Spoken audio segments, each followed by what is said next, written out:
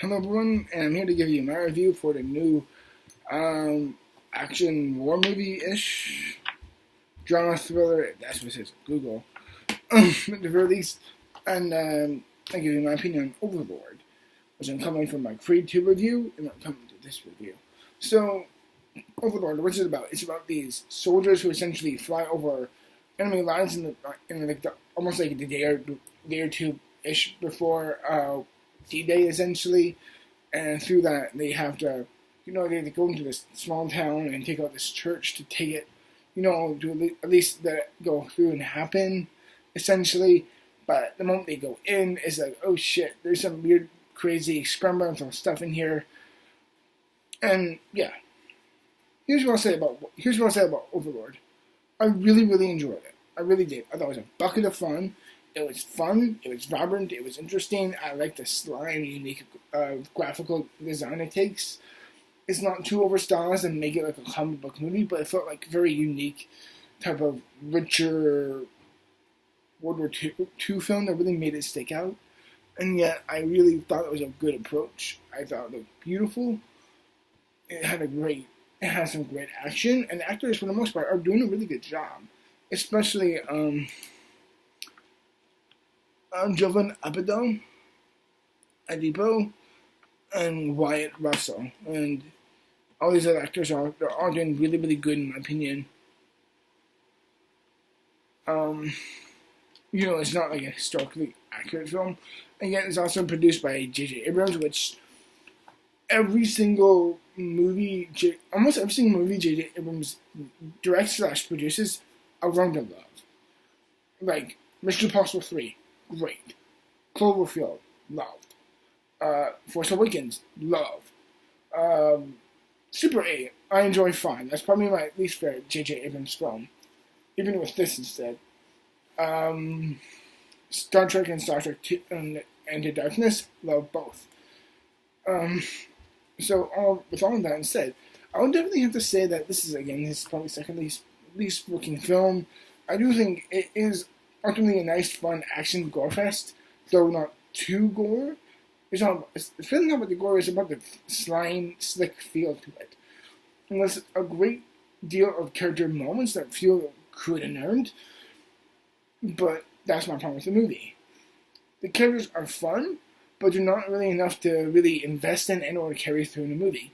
So when the action comes, it's fun and serviceable, but it's also just kind of it's too smooth for action. It really loses. It doesn't really have enough stakes to it, and in order for you to care about any story or what's going on, aside from the main character played by Jules, Jovan Adipo, aside from him, I really couldn't care less about anyone else. Like they had those type of Sidney Perfect Ryan type of character motifs, like the sniper. The close quarters combat specialist, like all that. And I do think that the last 30 minutes was really good. And I forgot the actress's name who plays the woman who they stay in their house with. She's excellent. She gave easily my favorite performance of the year. Not the year, but of the movie. And I thought there was really good character moments. I thought it was a great action, though ultimately it felt kind of light because there wasn't enough tension. There really wasn't enough tension. There wasn't enough stakes to it that really made me feel like these are worthwhile characters to watch because they're investing. No, they're fun and they're good, but ultimately they are serviceable, and that's what this movie is. Ultimately, it's serviceable. If I were to compare, World War II movies to, let's say, food, then like Saving Private Ryan is a steak. Schindler's List is a fine, well-made salmon. This is very much a chili hot dog. This is fun. This is good. This is serviceable. This is really just kind of. It's fun enough to where you can really enjoy the endearment of it, but it never really has too much substance about it. I enjoy more of the style and aesthetic and action, but nothing for me to really cling on to and say one of my favorites of the year.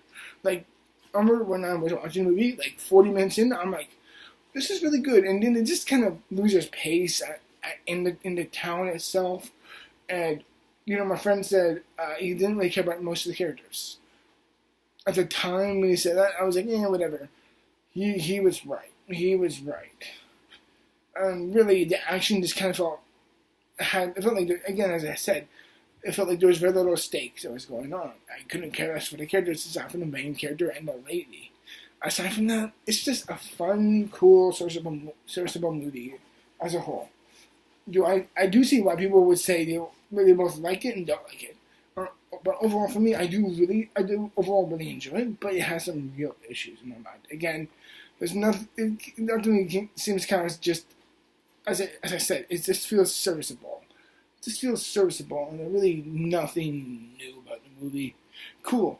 The idea of these weird, unique, resurrected type of zombies in the World War II settings is interesting. I love the graphical and look it took from something like Wolfenstein, which is clearly inspired by the film, or a film that kind of truly touches upon it, especially with the font in the beginning for Overlord. It's like, I can tell. I have a sneeze coming. Oh shit.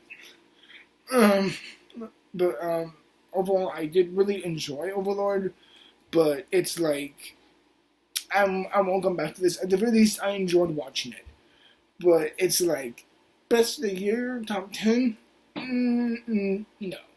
I'm going to give Overlord a 77%. That's my rating of one. I really do. I'm going to give it a 75%. That seems much more fair in my mind. So yeah, everyone, that's my rating for you guys. That's my review. I really hope you enjoyed it. Until then, everyone, yeah, have a great day, and I don't really know how to end it, so zombie soldier. It was just fun. Honestly, it's good fun.